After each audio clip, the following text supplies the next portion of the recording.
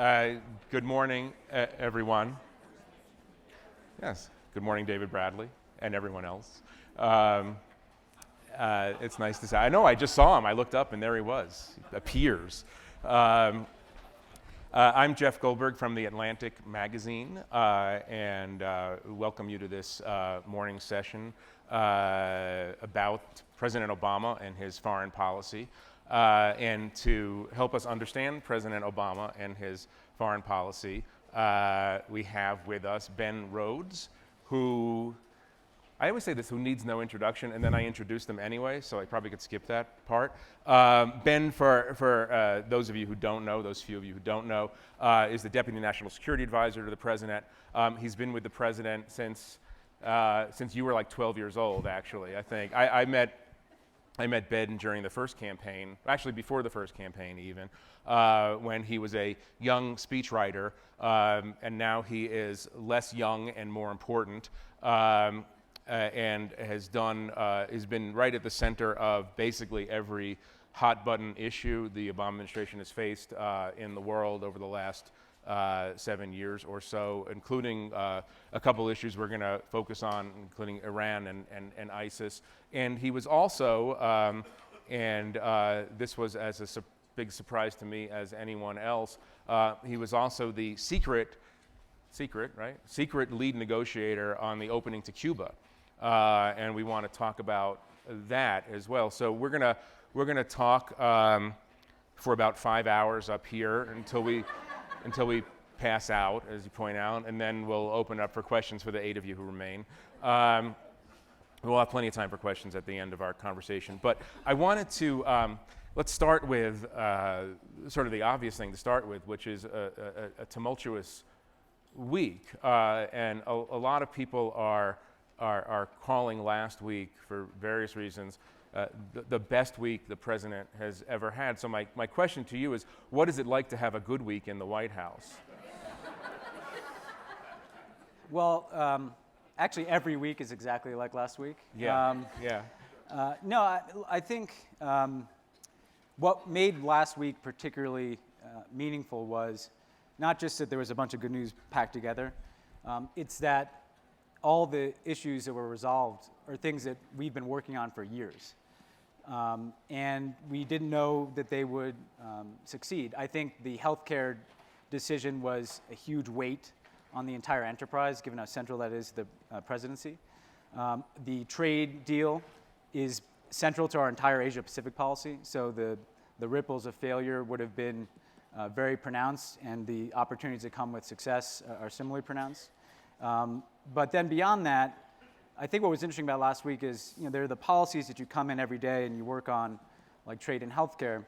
But then there's something else about the Obama presidency that I think we've always hoped would take hold, which is essentially a steady movement towards a more inclusive America.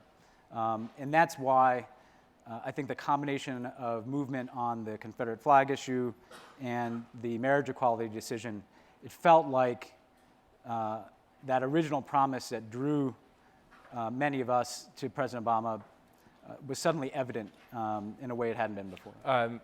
You've known him, and you know his patterns of thought and his emotional patterns better than almost anyone in the world by this point. Were you surprised when he sang Amazing Grace on Friday? I mean, what was your reaction when, during this incredibly emotional eulogy, were you expecting? I mean, one of the raps on him is that he is too cool and too Spock-like in his rationality. That was not an emotion-free moment by any means. Well, I think a lot of people who work for politicians, for powerful people, often end up saying, I wish everybody could see the person that I interact with on a daily basis. And I think what was really cathartic to a lot of us is that's the person we work with on a daily basis. Someone who frankly internalizes a lot of the emotions of the job, internalizes a lot of what he feels people are going through in the country, internalizes a lot of the criticism that he gets, and kind of carries it around and doesn't get a lot of moments to just let the world see exactly who he is. And I think what you saw there, we had a sense that he might sing. He came up with this whole, as I was mentioning to you, Jeff, he wrote that speech. I've seen all these speeches and the processes that produce them for many years. And that's a speech that he wrote himself as much as any other except, I'd say equally, the Philadelphia race speech. And he kind of came up with this whole ingenious frame of grace. And he mentioned that he might sing, but we didn't know. And what was amazing is he was delivering the speech, and he got to the last part where he was going to say the words of Amazing Grace. And I was watching on TV and saw him stop for about 10 seconds. And you could tell he was thinking about whether to do this or not. And then when he did, you just felt this surge of emotion in the room because of the tragedy of the 9 people who were lost, but kind of the weight of history coming out all at once in a way that you don't ever see. And I think for us it was, that was the person that we know that we see every day that we wish the rest of the world could see, and they did. And that was one reason why last week was so kind of overwhelming. Let me transition to something where he's shown a kind of hyper-rationality or hyper-logic, sometimes to the discomfort of Americans and our allies, and that's this whole issue surrounding Iran, and we're moving obviously toward some kind of climactic moment very soon, maybe not tomorrow, but within the next week or so on the Iran negotiations.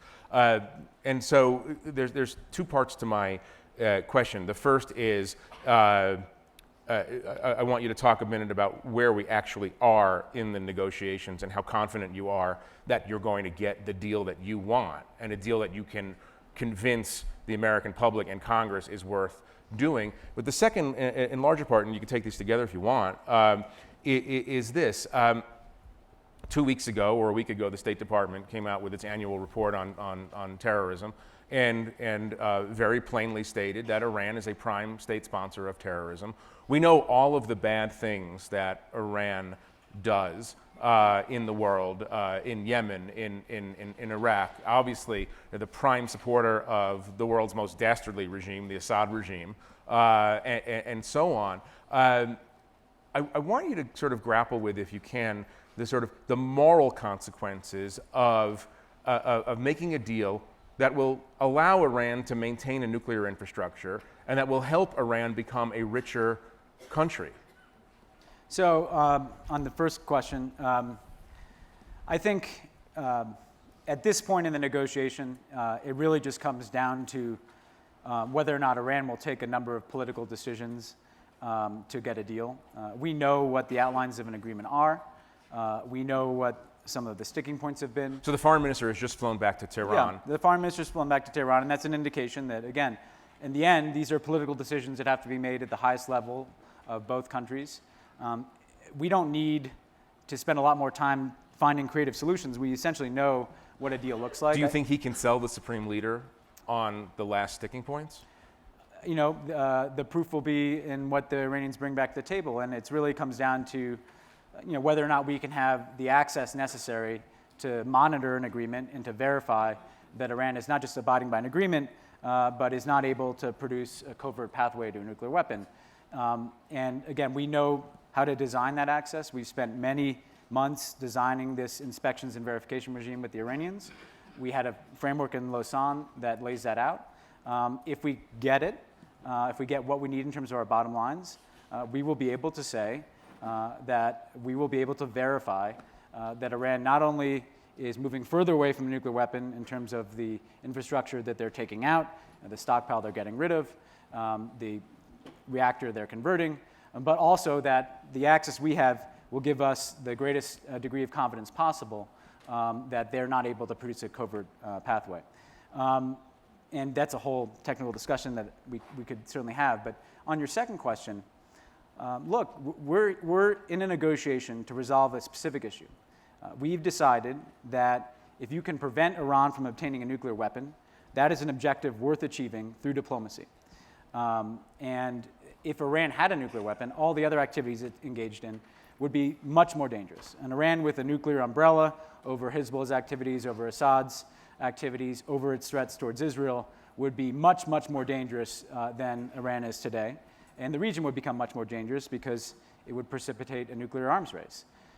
And the notion that we should not solve this profound problem for our national security because we're going to have other differences with Iran, I think doesn't hold up.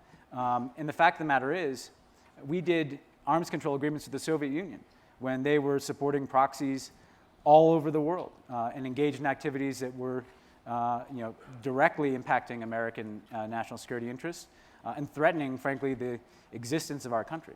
Arms control is something you do not with people who are your friends. It's something you do with people who are your adversaries, and you want to limit their ability to access This is a big weapons. question, by the way. Just open parenthetical for a second. A big question on a lot of people's minds is, does the president actually see Iran as an adversary? There is huge worry. I mean, you have united every American ally in the Middle East on this question, from Israel to Saudi Arabia, on the question of how the president understands Iran. There's a great fear that he thinks that he's going to be able to convert them toward becoming a rational actor on the international stage. Do you believe that they're going to change out of this? So we believe that an agreement is necessary and has to be good enough to be worth doing, even if Iran doesn't change.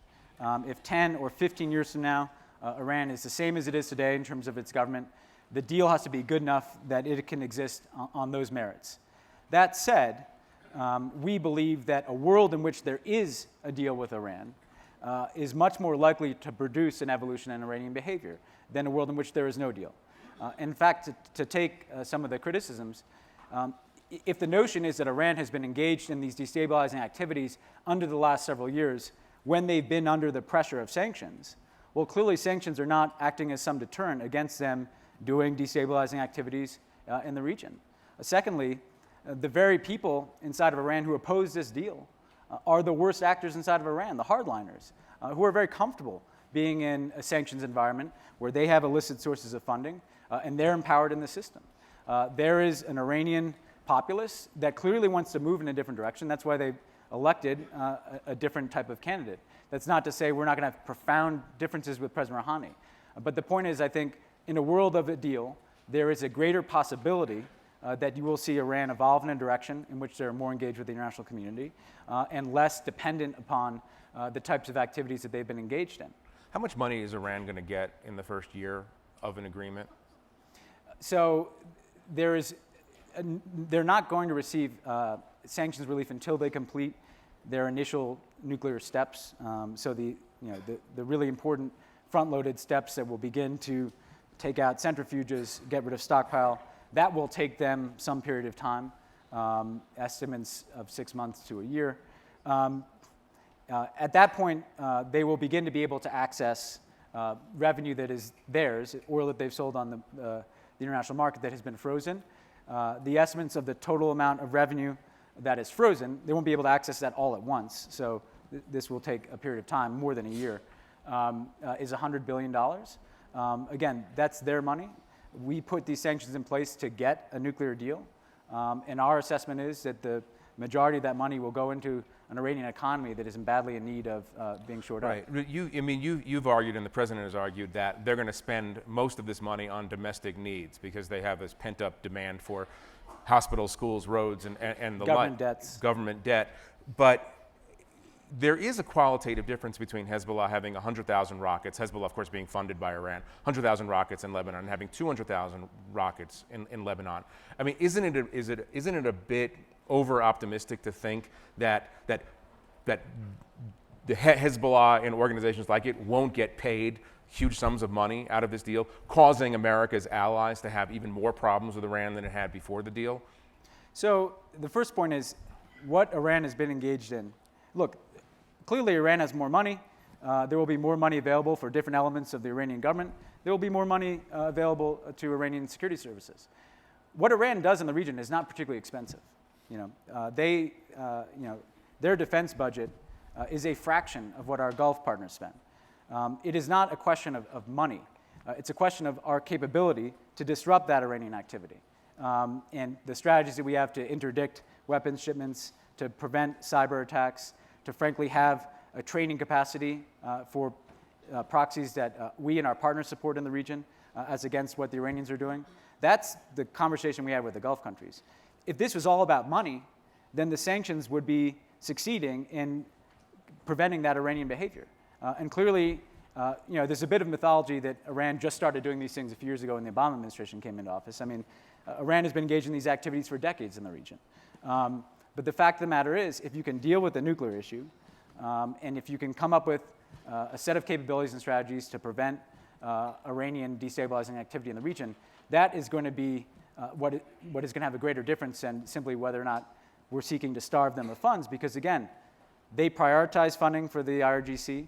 The IRGC has an ability to exist in an illicit economy, have their own funding sources. And the last thing I'd say, Jeff, to step back on this is, what are the alternatives here? We are trying to prevent a spiral into a major, catastrophic, potentially, escalation of conflict in the Middle East. If the Iranians were just advancing with their nuclear program, right now our estimates are they're 2 to 3 months away from having a breakout capacity. The calls would come to take military action because it is profoundly in our interest to prevent Iran from getting a nuclear weapon. Why would we not test the proposition that we can address this issue diplomatically? That's what the president is willing to stick his neck out to do, is to say, we don't have to just accept that there is an inevitable spiral towards confrontation. And because we have these differences, therefore we cannot address through diplomacy the nuclear question. That's accepting a logic that we're only going to be left with confrontation, because there's not a scenario in which this regime bends under the pressure of sanctions and just comes out with its arms up and says, okay, you can come in and dismantle our nuclear infrastructure. If the regime is as bad as some people in the region say, and we share the assessment that they are that bad in terms of their activities in the region, why would they completely capitulate under the pressure of sanctions? They're much more likely to try to break out and get a nuclear weapon. So again, I think people have to step back and say, what is the wiser course here? If we can get a nuclear agreement that imposes strict limitations for 10 to 15 years and has permanent transparency and verification measures, why is that not preferable to the alternatives? One more thing on this. In 2012, the president, in an interview that I did for The Atlantic, told me that all options were on the table, that the military option was a live option for him, and that as president of the United States, I don't bluff. In other words, he was not trying to trick the Israelis into not doing something. He was not trying to trick the Arabs into thinking that he was with them when he wasn't. After the Syria Red Line issue came up, there became a new feeling in the Middle East that the president was bluffing. Can you frame that a little bit for me and just answer my very simple question? Was the president kidding with me when he said that he wasn't going to bluff? No. Look, let's take Syria first of all. After the president threatened military action, there was an agreement that allowed us to remove Assad's declared chemical weapons stockpiles and destroy them outside of the country. If we had bombed Syria, it is far more likely that that stockpile would have been either used or moved underground. And frankly, today, we'd be talking about a Syria that is disintegrating with ISIL moving across large swaths of territory with lots of unsecured chemical weapons.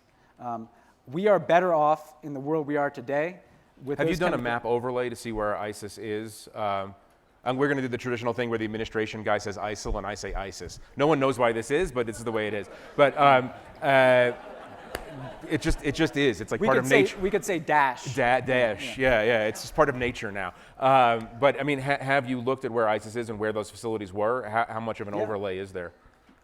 Look, there are opposition elements, including extremist opposition elements, that are just for instance, in the vicinity of Damascus now, in Idlib province now. I don't want to get into too many specifics, but the Assad regime has lost a lot of territory in recent months. And again, the fact of the matter is, there's a sense that he should have just bombed Syria to prove that he would bomb a country because he said he would. But the purpose of the Red Line was to deal with the chemical weapons issue. It's a bit like the Iranian question. If you can resolve the issue diplomatically, Why is it the case that you shouldn't do that because you have to show people you will use military force? That is what has drawn America into military engagements that have been, frankly, very difficult to extricate ourselves from. And look, the president is measured, and he takes a lot of criticism. But the fact is, you get the criticism, and the day after you use military action, it shifts to, well, what's the exit strategy? What's the plan here?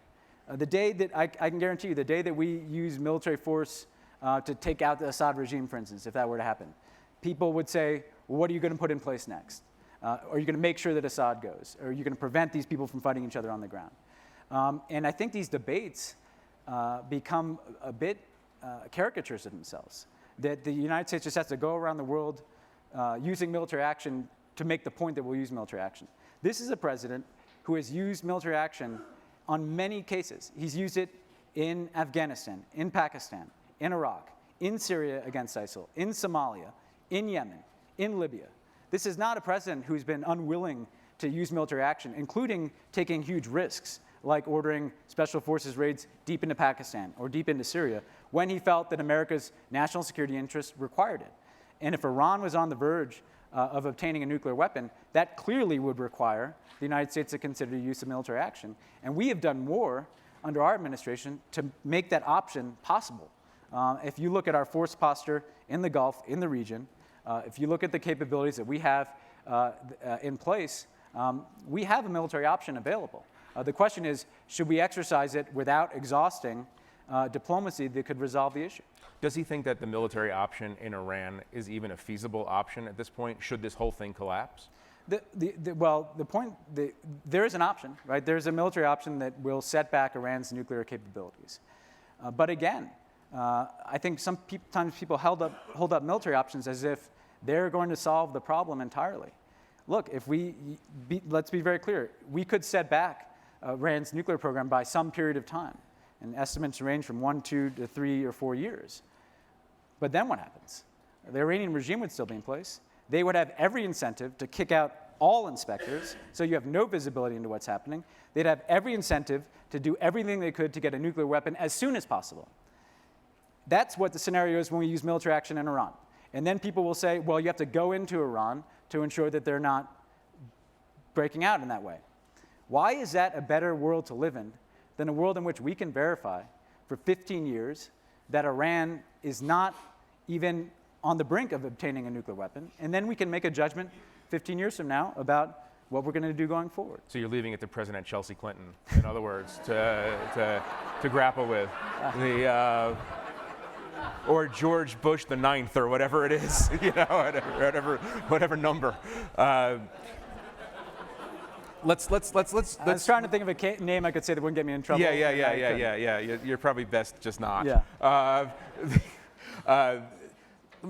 Let me use Iran to pivot to a broader issue, which is the issue of an Obama doctrine, such as there is an Obama doctrine. Last year, we were talking a lot in my little universe that the Obama doctrine was don't do stupid shit, if you recall. That provoked Hillary to suggest that wasn't a great doctrine. We seem to have moved away from that, and we're now this year back to, in a way, a kind of a doctrine that probably was there originally, and we lost track of it, which is there's no reason that America's adversaries have to continue to be America's adversaries. And that brings me, obviously, to Cuba, which for me, in a way, was a test run for what you're doing with, or what you're trying to do at least, with Iran. And Burma might have been the test run for what you're doing with Cuba. Can you frame this out a little bit? Frame out the president's thinking. We all remember from even back in 2007, 2008, the president, then Senator Obama, getting a certain amount of grief for saying that he's not scared to talk to America's enemies. It seems as if we're now seeing the fruition of that, and maybe you could take us to how the decision was made to actually do something that hadn't been done for 50 years, which is a real outreach to Cuba, and what it means in Iran and other areas. Yeah. So I think you're right. It's a return to, I think, what was at the core of the 2008 campaign, which is a willingness to engage. Doctrine is often debated as having kind of a mathematical formula for when you use military force, and that's, I think, what he was resistant to do, is to say, if X criteria are met, I will go to war. The Bush doctrine was to prevent nations from getting WMD. That wasn't universally applied. That's not a criticism even of the Bush administration. There's not a formula that you can universally apply. If it were universally applied, they would have done what? They were going to war in North Korea and Iran. North Korea obtained a nuclear weapon. The question is, as the president laid it out, we can engage adversaries without giving up any of our capabilities or freedom of action. And so why would we not test that proposition?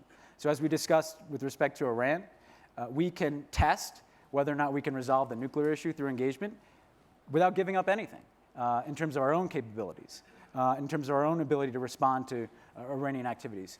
And frankly, we can test whether or not Iran can evolve into a more constructive actor in the region. If they don't, we don't give up anything in terms of our capabilities to confront Iranian activities. Cuba, I think, is an even starker. Well, you've given up your sanctions. I mean, you've given up your ability to squeeze their economy. The sanctions were put in place expressly for the purpose of getting them to the negotiating table. We're keeping in place a whole host of other sanctions related to terrorism, human rights abuses, ballistic missiles. We are going to have the capacity to turn those sanctions back on if it turns out that Iran cannot abide by an agreement. So we're not giving up the sanctions architecture over the course of the agreement as we're testing whether or not Iranian compliance is there. To step back here, the point is, why not see whether or not we can move these relationships in different directions? With respect to Cuba, where did the idea come from? Well, the idea came from the fact that the president had always thought that this policy made no sense. You had a policy that was intended to squeeze Cuba so that they would embrace democracy and human rights that had resulted in the Castros running Cuba for decades and the United States being isolated in the hemisphere and the Cuban people suffering under the weight of our own sanctions. By any definition, it was a policy that had failed. When we came into office, we were determined to change it. We did some initial steps to allow Cuban Americans to travel and send remittances. Then you had Alan Gross detained in Cuba. And that was kind of the break because we knew we wanted to move in a different direction. But that was not something we could do when you had a USAID Was it a mistake by your administration to send Alan Gross in the first place to Cuba on his democratization mission? I think that these democracy programs have been in place for a long time. I think the way in which some of them operate was clearly intended to provoke. We make no apologies for promoting democracy around the world. I think clearly we want to make sure that those programs don't put people at risk, like Alan Gross. And Alan Gross was put at risk. Now, his detention was unjust. And we rejected throughout the talks the notion that it was fair that he was detained for what he was doing. The Cubans would argue back that our laws would prevent him from doing that. But the fact of the matter is, he was detained. It was an unjust detention to be holding someone who frankly had no adversarial intent towards the Cuban government. And we needed to get him out of prison before we could move forward with broader policy changes. But we also wanted to engage in a conversation with the Cuban government to see and test whether or not they were willing to move in a different direction that could open up the space for greater change and reform inside of Cuba, concurrent with us taking those policy changes. So tell the story. I mean, how did you become the Cuban negotiator? Well, after the president was reelected, we had a meeting, a very long meeting in the Situation Room where we went through the priorities for the second term, the things that we wanted to do, particularly affirmatively. And we returned to this question of Cuba. And a lot of other people, I think, wanted to do a lot of other things in the administration and move on to different places. But this was the one thing that I wanted to do. And we talked it through with him and with the people who worked on Cuba policy in the White House. And they actually felt that it'd be a good fit to have someone who was known to be very close to the president, because the Cubans are very wary of engagement, and they want to know that the engagement is reaching the top. They felt like there have been several other efforts of engagement where it turned out to be kind of Lucy with the football, where they had conversations with the Americans. They reached a certain point, but then there was never follow through. We can debate whether it was the Cubans' fault or not. But that was their perception. So they wanted someone in those talks who was very close to the president, and they wanted it to be discreet.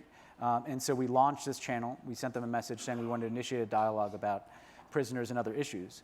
And what was interesting is at the beginning of those discussions, and we had, 100 hours of discussions with the Cubans. And you'd be sneaking off to... We'd be sneaking off to Canada and other places. And the Cubans started, they just wanted their people back. They had 3 Cubans who were imprisoned in the United States, and they just wanted them back. And we started talking about how we wanted to change the relationship. And then they started talking about some of the things that they were considering doing in terms of their own system. And the idea of reestablishing diplomatic relations was not something that was immediately attractive to them. They're very comfortable in a position of being in opposition to the United States. They have built the legitimacy in part of much of their approach around the fact that they're resisting American aggression. So it was not a no-brainer by any stretch of the imagination for the Cubans to agree to a process of normalization and to an establishment of diplomatic relations. But I think what we came to a view of in the discussions is that if we were going to take these very difficult steps of having this prisoner exchange where we get a Cuban intelligence asset of ours and Alan Gross would be released, they'd get these 3 Cubans, that we needed to broaden the scope of what we were talking about, that this would be an opportunity. We'd have one opportunity to make a big move together, and that we should try to do as much as we could in that space. And that led to them taking certain confidence-building measures, like the release of a list of political prisoners that we provided to them. That led to, frankly, this discussion of setting out a process of normalization. That led to a discussion of establishing diplomatic relations and sending a signal to the world that essentially we're willing to leave the past behind. And one of the things that I think made a difference to them, and this was evident in Raul Castro's remarks in Panama, is they saw President Obama as different from the people who come before. And I remember that one of the turning points in the negotiations, and we haven't talked much about this, but we'd reached a real logjam with them by the end of 2013. They were not agreeing to really anything other than their guys getting home and Alan Gross being released. And we wanted this to be a broader package. We wanted to get an intelligence asset back. We wanted to put other things on the table. And that's when President Obama went to Nelson Mandela's funeral in South Africa. And he saw Raul Castro on the dais, and he shook his hand. And that caught the Cubans off guard. And when we saw them next, they said, we didn't, your president treated us with respect. Nobody's done that before. And I said, well, not only was it the appropriate thing to do, you see someone, why would you snub him and not shake his hand? If the Cubans have the right to be any place, it's certainly at the funeral of Nelson Mandela, who they helped in many ways. And that, I think that nobody had tried treating them with respect. Now, we made very clear that we're still going to have differences. The president actually felt that Cuba's activities against South Africa in Angola, or how they would frame it in Angola and elsewhere, were legitimate and therefore worthy of... I think he felt that, like, the notion that he shouldn't be invited, that should we have insisted that we wouldn't attend if Raul Castro was there, would have not made any sense given the history. Now, again, we made very clear in every meeting, we're going to have differences with your political system. We are going to find much to criticize. We're going to continue our democracy program. We're going to continue your human rights practices. It doesn't mean we like everything you do, but we're going to get farther by engaging with this government and opening up Cuba so that there can be more business, more American travel, more engagement between the American and Cuban people. That holds out a lot greater promise to promote the things we care about than the alternative. Here's the crucial question, is how much weight do you give to the traditional American role of pushing democracy forward in this? I mean, look, it's early in the process, but Cuba doesn't show many signs of liberalizing either the way it treats dissidents, the way it treats access to information. Burma, which of course came before Cuba, is having its own set of pretty terrible problems right now. In other words, American recognition of the Burmese government hasn't achieved sort of transformational democracy. You don't have to, and so it brings us to Iran, how much you can honestly expect and how much are you demanding? But look, on the democracy side, you're not going to transform these societies overnight. But the fact is, Burma has advanced much further in the few years in which we've engaged it than it did in the decades The government previous. right now is overseeing a genocide of its Muslim minority, though. I mean, it's not... Look, I wouldn't use that term lightly. What they are overseeing is a situation in Rakhine State where people are summarily denied their rights and are subject too often to violence from the local population there. The complexity of that situation is the fact that, frankly, what we have to find is constituencies in Burma who recognize that it affects the entire country when you have a state like this in which, frankly, there are local actors who are exploiting intolerance. What I would say is their political system is opening. They have released political prisoners. They have released Aung San Suu Kyi. There is an election coming up later this year. They have had contested elections. They have had parliamentary debates. This is a nascent beginning of a process for them. It will take time. In Cuba, I think what I would say is, look, what we were doing was not promoting democracy. What we were doing had provided the Cuban government with a rationale that... You mean the 50-year policy before? It had failed utterly. We might have felt good about it. It might have allowed us to stand up and make speeches about how we're supporting democracy in Cuba, but the result was the opposite. The result was we were handing this government an excuse that it used to great effect in Cuba, in the region, and around the world, frankly, to say that the reason that we have to have all these restrictions in place is because the Americans want to come over through our government. And they were very comfortable in that setting. We were not making headway. It's not like, another month or year, we had the Castros on the ropes and they were just about to fall, and then we did this. It was the opposite. They had weathered the fall of the Soviet Union. They had weathered the special economic period in the 90s when they were squeezed tremendously. They had weathered the Bush administration pouring more money in the democracy programs. They were fine. They were comfortable.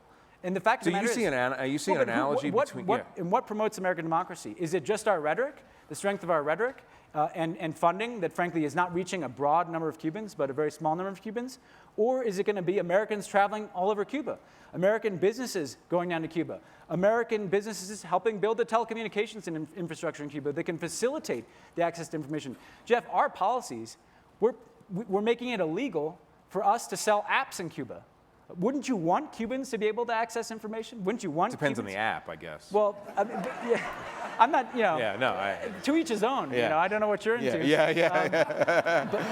But like, I'm sure the NSA knows it's on my phone, right? Whatever. Apple has good encryption. Yeah. But the fact that, look, President Obama gets a lot of criticism, but in part it's because he's taken on some sacred cows. You cannot make a nuclear deal with Iran.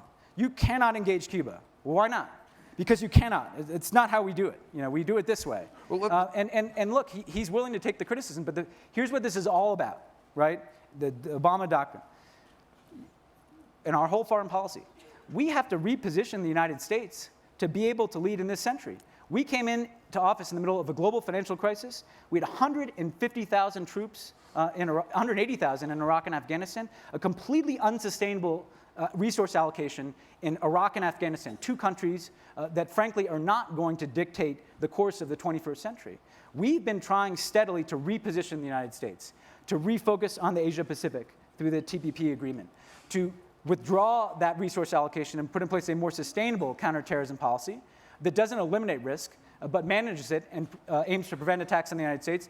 And Cuba and Iran are part of it in this way. We don't have to accept another pull into another war in the Middle East, in Iran, if we can resolve this issue diplomatically. In the Americas, we're much better positioned, not just in Cuba, but in the whole hemisphere. We're able to have a conversation we never could have there because we go to these summits and all people would talk about is our Cuba policy. Now we can go and talk about democracy, human rights, development, energy, and the things that are actually in America's interests. Let me ask one more question, then we'll go to questions out here. But you talked about Iraq and Afghanistan not dictating the course of the 21st century. Obviously, they're not going to dictate the course in any positive way. That's Asia, that's other places in the world, or at least as we can see it now. But we have a tremendous terrorism problem When President Obama came into office, there were pockets of terror in Pakistan, Afghanistan, Yemen, a little bit Somalia. Now you have half of Syria and Iraq under the control of a group that, on the one hand, has not shown, it's killed Americans, obviously, but has not shown the obvious desire yet to attack American targets at home or large targets overseas. But it sometimes seems inevitable that they will pivot and figure out that America is one of their enemies in a sort of declarative way. Yeah, they figured it out. Right? Well, no, they figure. Yeah, they're somewhat there already. So, the question is, it's ISIL seems to be still on the march, and we could talk about pivoting to Asia or rebalancing toward Asia, but is there a problem when the president leaves office in January 2017? What is he going to be handing his successor in terms of this terror profile in the Middle East? Right now, it does not look very good, and the trend lines don't look very good. And you could be seeing, correct me if I'm wrong, but you could be seeing at some point in the near future Damascus actually falling, Lawrence of Arabia style, to some kind of collection of extremist groups, including ISIS. Yeah. So. What we need to, I think the president would like to leave the next president, is essentially, well, first of all, very practically, we would like to degrade ISIL significantly, and particularly in Iraq, push them out of a number of these population centers so that they're more, their space is shrinking in eastern Syria in terms of their safe haven. But what I think we want to do is have in place a set of capabilities across the region that can allow us to go after ISIL and also allow us to be training security forces that can do the work of holding that ground. We've seen where we have partners on the ground fighting, you can push back ISIL. They were in Kobani several months ago. The Kurds have fought in northern Syria, and they've not just pushed them out of Kobani, they've pushed them out of the whole border area along the Syria-Turkey border, just as the Kurds in northern Iraq have done, just as some of the Iraqi units have done that we've trained around Baghdad. So what we need to do is expedite our ability to train forces on the ground that can fight in concert with our capabilities from the air to essentially be able to deal with the safe haven and roll it back over time. At this moment, who is more dangerous to American national security interests in the Middle East? The Iranian Revolutionary Guard Corps, the Islamic Revolutionary Guards, or ISIS? Well, I'd say ISIS is actively trying to kill Americans. There is a constant threat from an organization that has as one of its objectives killing Americans wherever they can. That is an immediate threat. The Revolutionary Guards have a long history of participating in anti-American violence and sponsoring. They pose a profound threat to the stability of the region, to some of our partners in the region, to, frankly, what is going to be necessary in order to have some semblance of order. Americans are not going to impose order on the Middle East. That's too often. I think the frame is, well, what are you going to do to solve this problem over here? We can do a lot to address our interests, to deny terrorist safe havens, to allow for the free flow of energy and commerce. We're not going to fix those problems. Ultimately, there's going to have to be some process between Saudi Arabia and the Gulf states, Iran, other actors in the region, to have political solutions that can be sustainable in this part of the world. We can provide a lot of the muscle that, again, provides confidence in people in making those decisions and in knowing that if certain activities are engaged in, the United States will take action. But we have to be supportive of countries resolving these through political accommodation as well. Do one more thing before we have questions. This is an issue that's you've been deeply involved in, just been a policy change in the last week. It's an issue close to us at the Atlantic for reasons that a lot of people know now. Talk a little bit about your government, your administration's policy about Americans held captive by terror groups, and what shifts you're making and how you're going to protect Americans who fall into these situations, and what you're going to do to get them out. Well, I think what we've seen is, this has always been a terrible challenge. you've seen somewhat of an uptick in recent years because terrorist organizations are turning to hostage-taking more aggressively, in large part to obtain funding through ransoms. Also in part, I think we saw with ISIL, because of the ability to terrorize through the taking of hostages and, tragically, the killing of hostages.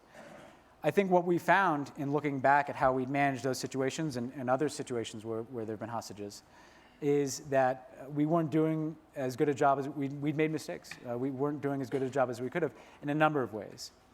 One, our government, sometimes you see in government that people have a lot to do, and if something is not their express mission, it doesn't always get the focus it demands. And so you have hostage cases that are handled by very well-meaning and capable people in the FBI, in the State Department, at the NSC, who are working on a lot of things.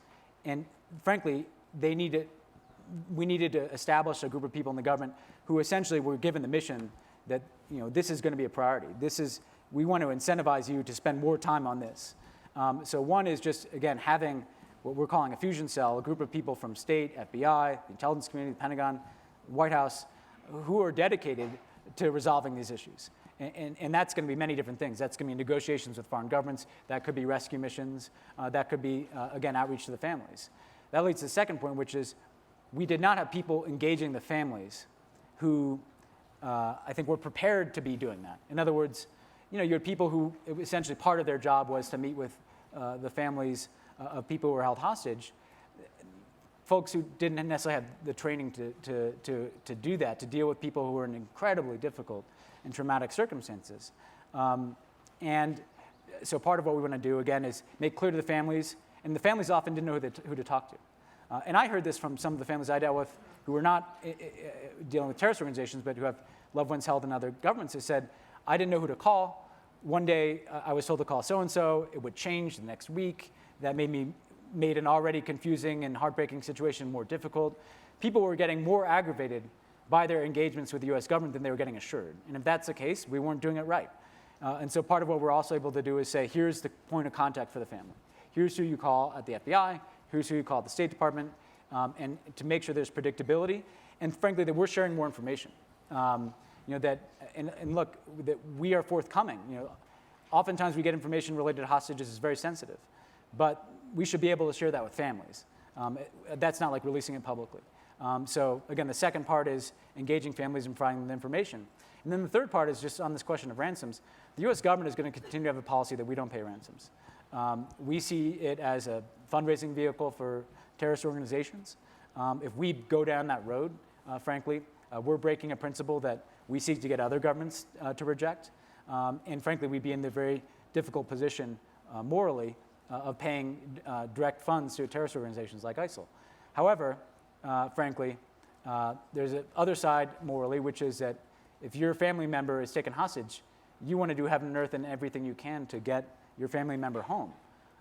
And you should not be threatened with prosecution for doing something that, frankly, I think any family member would try to do, which is what can I do to get my loved one home? So we made changes. Frankly, a lot of that benefited from David Bradley and the group of people he had working on these cases. David helped, I think, the families present to us their concerns in a way that was very useful in terms of, everything we did grew out of those engagements with the families. And hopefully we can get better at this going forward. Great. Let me call very quickly on questions. There's mics, I guess. There's one down here, person down here.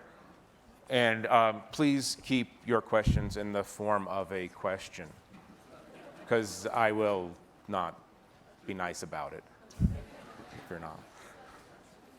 With regard to engaging adversaries, talk about Vladimir Putin and Russia.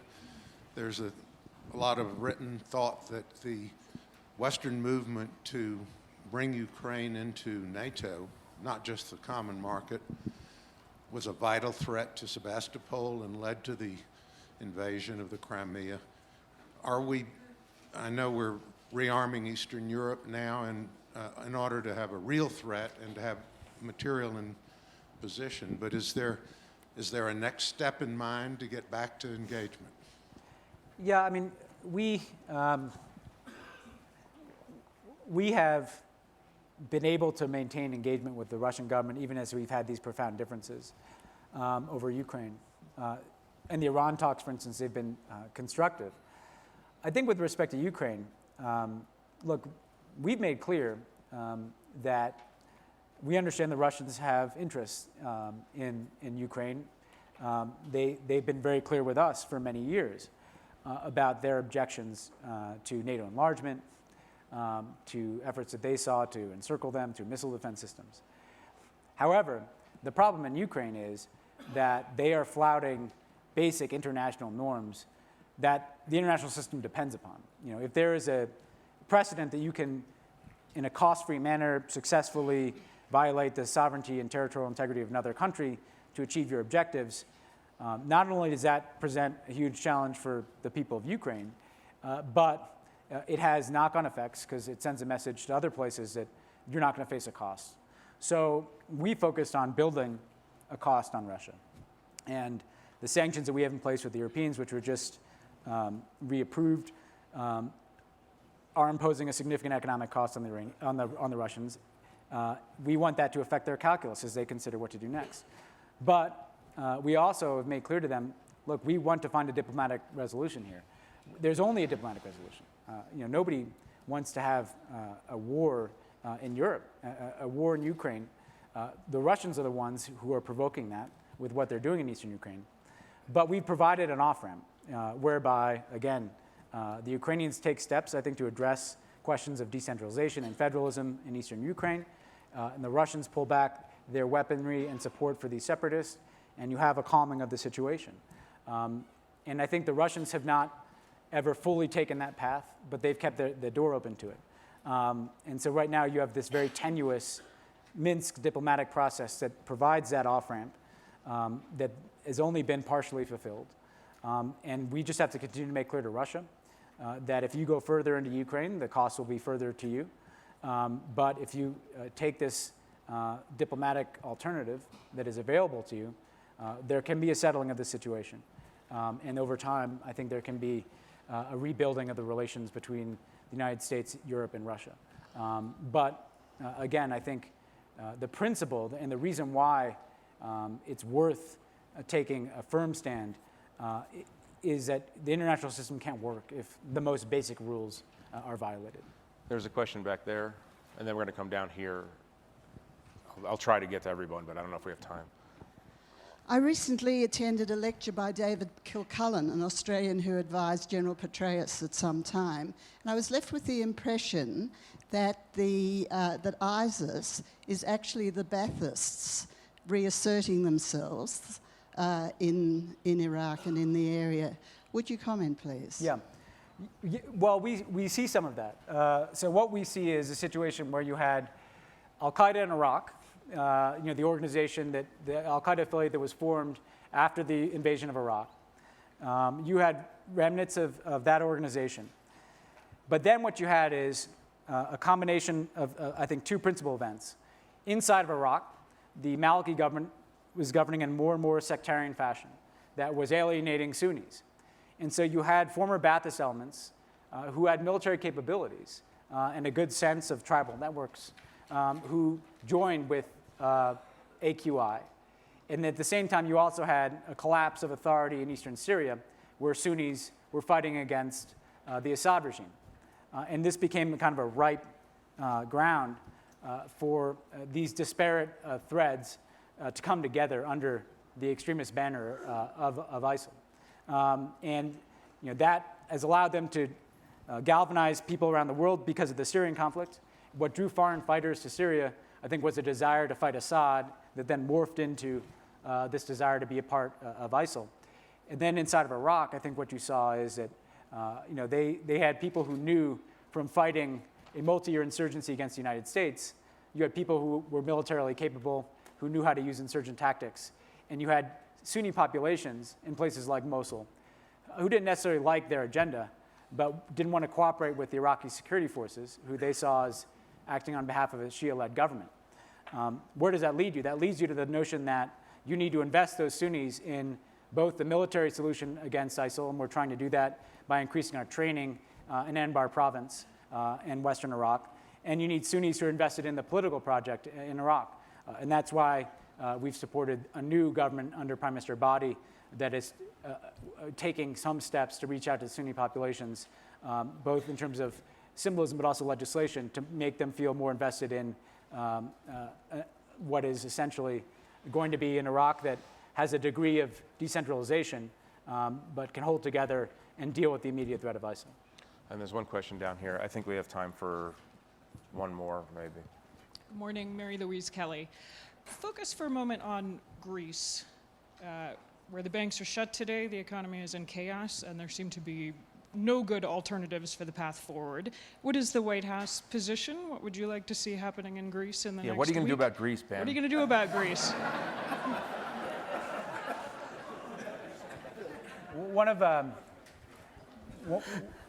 just to take a step back, one of the there's this kind of constant narrative of anxiety is the United States in decline, is China rising, and this gets to Greece, I promise. People forget that China and no other country is trying to play the role we play in the world. They're not aiming to sign up to be responsible for security in the Middle East, be responsible for the global economy, be responsible for setting and enforcing international norms. There's not another country that is, we are the ones convincing ourselves that somehow there's another country that is trying to play the role we play. And this leads me to Greece, which is, the president's been engaged on this for years. When things, I think, were particularly difficult in 2011, 2012, he spent more time talking to Eurozone leaders about this subject than anything else. And I remember there was a G20 where there was some reporting that the Chinese were going to come and they were going to buy Greece. They were going to write the check that was going to solve the problem. And of course, that didn't happen. And the president was in all-night sessions with the European leaders and the European Union leaders about this issue. And when we saw him after, he said, "Well, how did that go?" And he said, "It's funny. I didn't see Hu Jintao at that meeting. But the fact is, we've been engaged on this. What we would like to see, again, is a situation in which Greece is able to stay in the Eurozone, is able to make necessary reforms, but be on a pathway to some growth that can offer hope to the people of Greece. The president has spoken to Chancellor Merkel yesterday. He'll speak, I'm sure, to other European leaders about this. I will resist saying more because I don't want to say something that provokes a market response. Who would ever think you could move markets? Yeah. Huh? But no, we would like to see. Look, this has been an incredibly difficult issue. We would like to see the European project and the Eurozone weather this challenge. We're mindful that the people of Greece need to have a sense of hope that there will be growth. But we're also, mindful, and have had many discussions with the Germans and others in Europe that, frankly, they have to have the confidence that Greece will follow a reform program as well. There was one last question we have. There's a guy over here who's extremely enthusiastic about asking a question. Yes, that's the one. Thank you. Yes, yeah, and make it quick as you can. There's the mic. I'm from New York, so I can just yell. Please go ahead. I'd like to ask a question about our great frenemy, China. Friend, enemy, right? I think we can say that. Given how different China is culturally, the leaders and the people, et cetera, background, values, view of the world, when you look ahead at our political, military, et cetera, relationship with them, it's going to be the ball game in a lot of ways in the next 50 years. How do you negotiate that relationship when the fundamental premises, worldviews, values, et cetera, are so different from a Western approach? Yeah. So if you could just, in 1 minute, talk about the next 100 years of U.S.-China relations. This is like a test. This is a test. One of the things I think that is evident in the U.S.-China relationship is that we are much more interdependent than I think people remember. Our economies have such an enormous interdependence. We have a common investment in stability in the Asia-Pacific region. We both benefit from that. So even though we have those differences, we would suffer mightily from a conflict. And what we've tried to do with the Chinese over the years is say, essentially, let's identify the issues where we can work together. And we've tried to move them into being a more assertive and responsible global actor. And climate change is the focal point of that effort right now, because you can't solve that problem without the Chinese. Let's identify the areas where we're going to have differences, and we're just going to have to we're going to have to address them very directly. The cyber issue has been a perennial one, for instance, where we see China moving into space where they're stealing, not just conducting espionage, but again, intellectual property and things that make it difficult for U.S. businesses. And the case we make there is you're creating an environment that is ultimately going to be harmful to you, because U.S. businesses need to have the confidence that they can invest and act in China without their trade secrets being taken away. But then there are areas of real difference on human rights and a range of other issues. Our ability to balance all that, our ability to be candid about where we disagree, our ability to identify areas where we can cooperate, I think is going to do a lot to shape the environment. The last two things I'd just say, though, is we see China in the Asian context. So part of how we address this environment of the next 100 years is not just our engagement with China, it's our engagement with Southeast Asian countries, with India, with Australia, that frankly, we want a rules-based order in the Asia Pacific, like we've had in the transatlantic community, where countries are following the rules of the road economically. That's what TPP is very much about, setting standards, but also in resolving disputes. And that's not just something we do bilaterally with the Chinese. If we have other countries invested in that type of rules-based order, again, not just India, but ASEAN countries, Australia, Japan, Korea, ultimately, we want that to be an incentive structure for China to play by those rules. And the biggest test of this right now is the South China Sea, where we see very assertive Chinese activity that, frankly, is potentially destabilizing. But part of that is not just kind of going directly to the Chinese and complaining and having our own military exercises to demonstrate our commitment to freedom of navigation. It's working with the other countries in the region to get them in a common space around how we're going to solve these problems, consistent with international law. Because it will be much harder for one big country to bully a smaller one if those countries are taking common positions. And that's what the United States can uniquely do, I think, in Asia Pacific. Ben, thank you very much. Thank you all for coming. Appreciate it.